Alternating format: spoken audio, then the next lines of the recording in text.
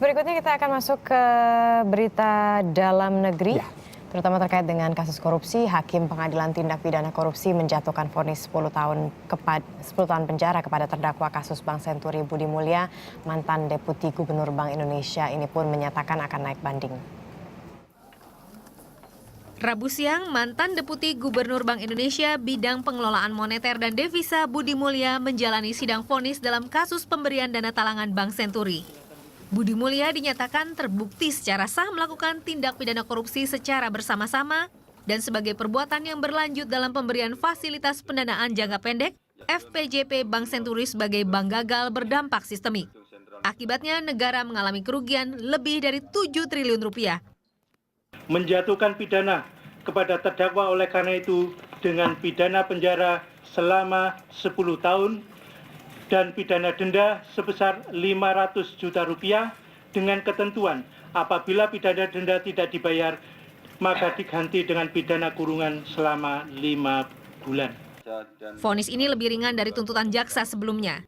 Jaksa Komisi Pemberantasan Korupsi menuntut Budi Mulya 17 tahun penjara dan denda 800 juta, subsidiar 8 bulan kurungan penjara. Ia juga dituntut mengembalikan uang sebesar 1 miliar yang pernah dipinjamnya dari pemilik Bank Senturi, Robert Tantular. Atas vonis 10 tahun ini, Budi Mulya masih berpikir untuk naik banding. Muhammad Nur Fahmi, Edward Ambarita melaporkan untuk NET.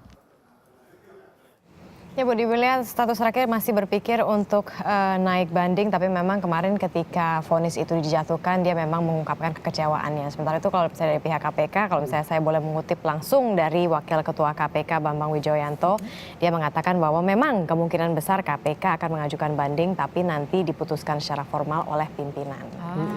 Masih dari KPK tetap bagaimanapun juga memberikan apresiasi katanya 2 jempol terhadap vonis yang sudah dijatuhkan gitu. Walaupun memang mungkin masih akan berdiskusi lagi dengan JPU nih untuk ya tadi rencana banding itu, Mbak. Karena lebih rendah juga kan kemarin tuntutan jaksa 17 tahun Yes. ya. Dan KPK juga sempat mengatakan kalau berharapnya memang dikenakan langsung hukuman seberat-beratnya yang 17 tahun tadi gitu kan.